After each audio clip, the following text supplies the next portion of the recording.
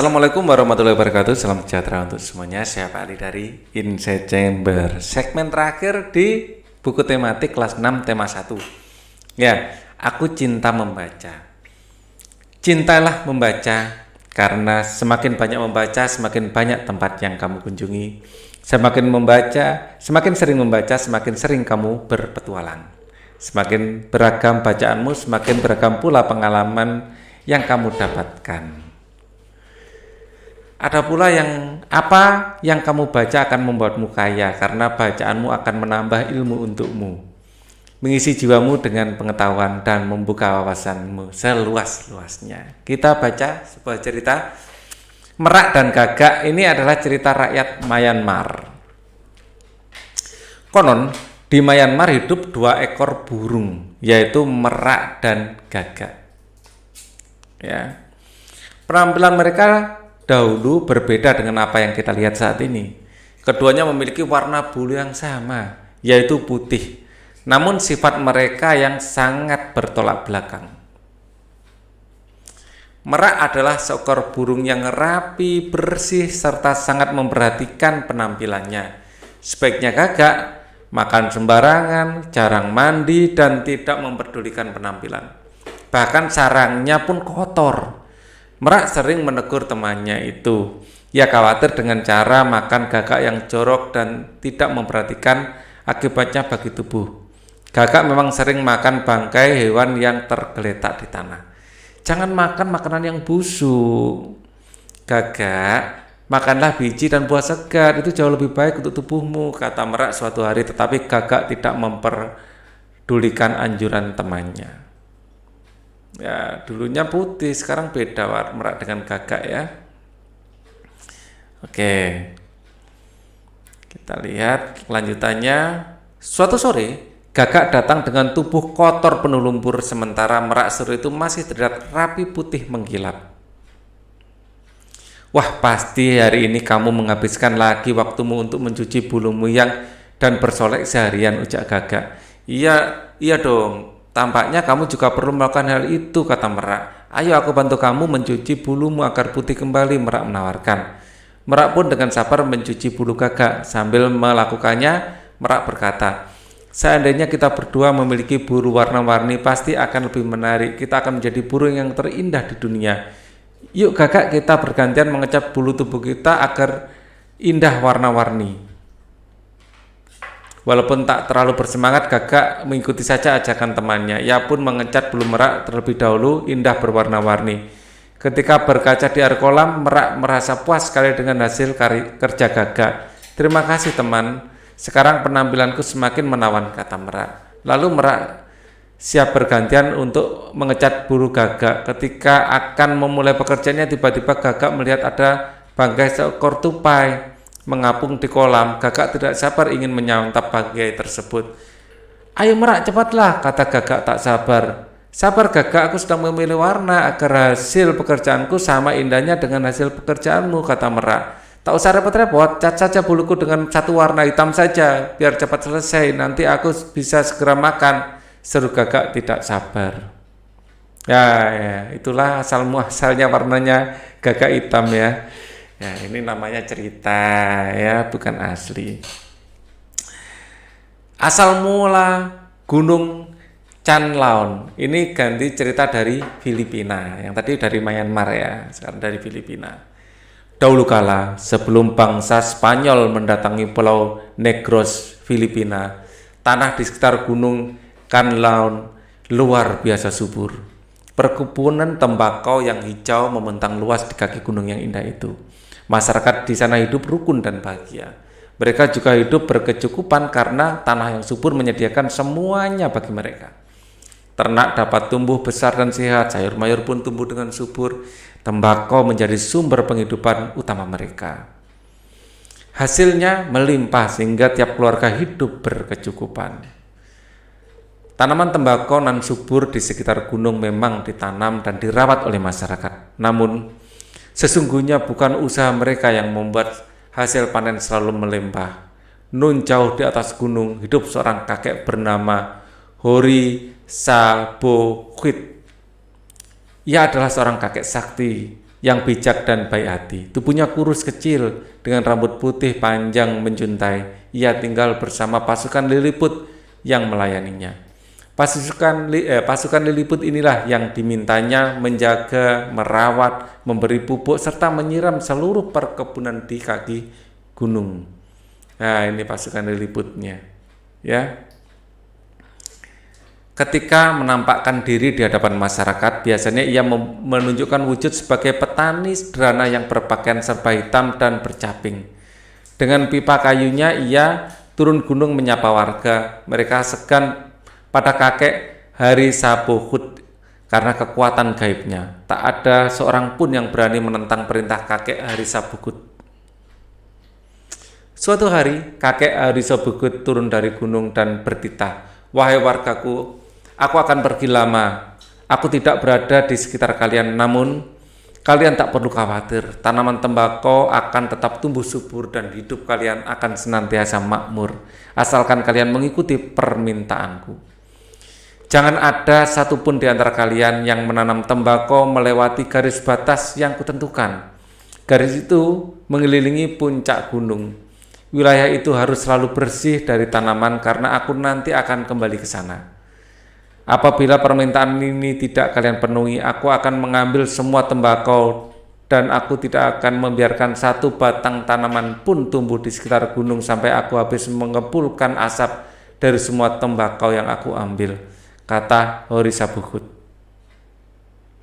Warga mengangguk dan seketika sang kakek menghilang. Tahun demi tahun berjalan tanpa ada tanda-tanda Hari Sabohut akan kembali. Pesannya masih dipatuhi, namun ada beberapa orang yang sangat ingin menanam hingga ke puncak gunung, melewati garis batas yang ditetapkan. Mereka pun berharap hasil yang lebih banyak. Kakek tua itu tidak akan kembali. Sudah bertahun-tahun ia pergi meninggalkan kita. Tanpanya pun hasil kita tetap melimpah. Peringatannya hanya tipu muslihat supaya kita tidak lebih berkuasa dari dia. Begitu ujar salah seorang dari mereka. Tanah di puncak gunung sangat subur. Kalau kita bisa menanam di sana, kita akan mendapatkan hasil yang makin berlimpah dan kita akan semakin makmur, tambah mereka. Loh, habis ceritanya. Cuman gitu aja. Wah, ceritanya nggak komplit. Gitu toh. Ya sudah. Ini ada bacaan berikutnya. ASEAN menjawab kebutuhan hidup bertetangga. Kamu pasti pernah merasakan nyamannya hidup bertetangga ketika kamu semua, ya, ketika semua keluarga saling mendukung, saling membantu, saling bekerja sama dalam menjaga keamanan dan kenyamanan lingkungan. Kenyamanan dalam bertetangga perlu diwujudkan karena tiap keluarga memiliki kepentingan yang sama. Hal itu juga yang mendasari terbentuknya ASEAN, sebuah organisasi internasional yang beranggotakan negara-negara di kawasan Asia Tenggara. Persamaan letak geografis, kemiripan budaya, serta kepentingan yang sama dalam memajukan pertumbuhan ekonomi, sosial, budaya, serta menjaga keamanan kawasan menjadi dasar pertimbangan para tokoh dunia pendiri ASEAN. Pada tahun 1967, ASEAN berdiri atas dasar Deklarasi Bangkok. ASEAN menjawab kebutuhan hidup bertetangga. Ya, ini tadi sudah kita baca.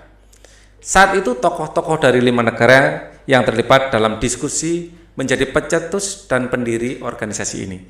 5 negara yang menjadi anggota ASEAN di tahun 1967 adalah Indonesia, Malaysia, Thailand, Singapura, Filipina.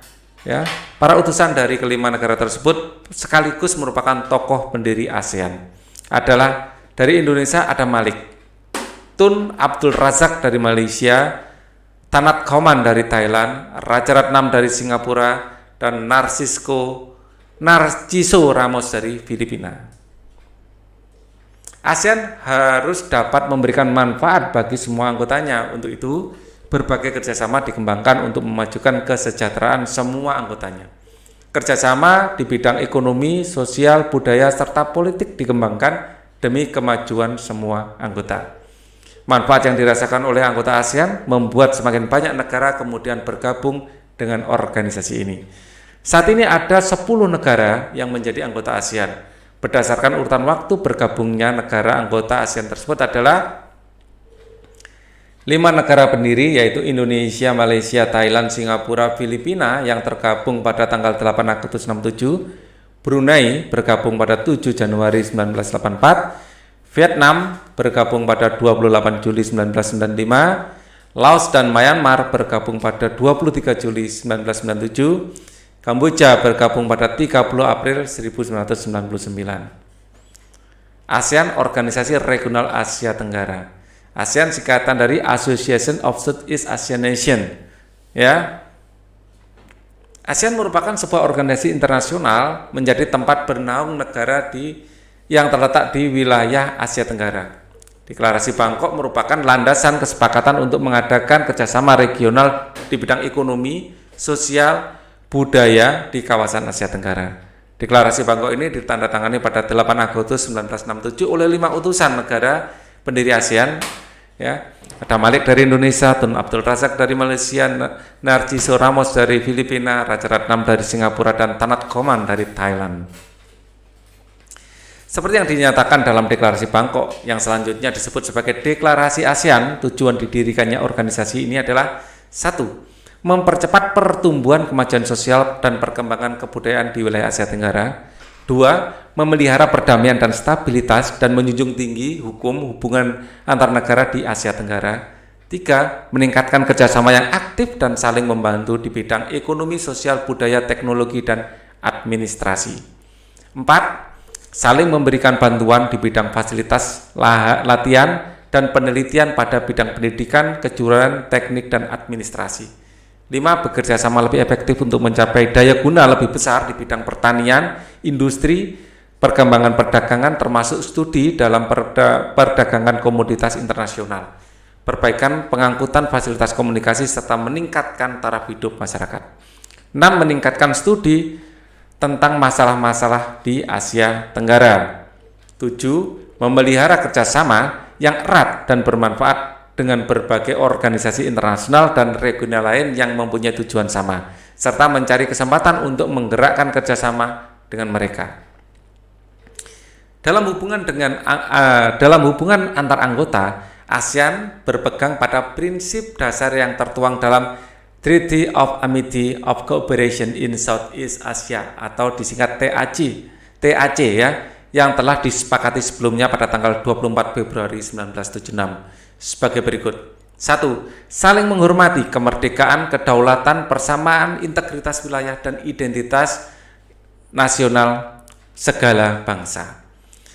Hak setiap warga negara untuk memimpin eksistensi negaranya bebas dari campur tangan, subversi, ataupun paksaan dari pihak luar. 3. Prinsip tidak campur tangan dalam hubungan internal satu dengan yang lain. 4. Penyelesaian perbedaan atau sengketa dengan cara damai.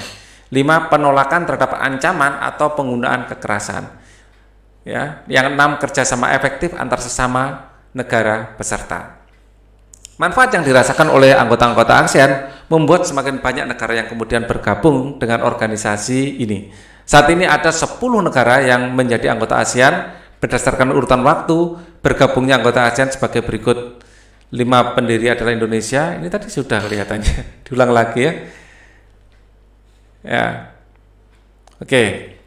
Berikutnya adalah manfaat yang dirasakan anggota ASEAN ya. Berdasarkan urutan waktu bergabungnya negara ASEAN adalah sebagai berikut. 5 negara pendiri yaitu Indonesia, Malaysia, Thailand, Singapura, Filipina yang bergabung dalam tanggal 8 Agustus, Brunei bergabung tanggal 7 Januari, Vietnam tanggal 28, Laos, Myanmar pada 23 dan Kamboja pada 30 April. Ya, ini akhir dari video ini ya, kita cuma membaca aja di video ini karena memang adalah segmen gemar membaca. Ya. Terima kasih atas perhatiannya. Kita akan ketemu lagi dalam buku tematik berikutnya. Link ada di bawah di kolom komentar, di kolom deskripsi. Silakan kalian bisa melihat untuk tema-tema yang lain. Wassalamualaikum warahmatullahi wabarakatuh.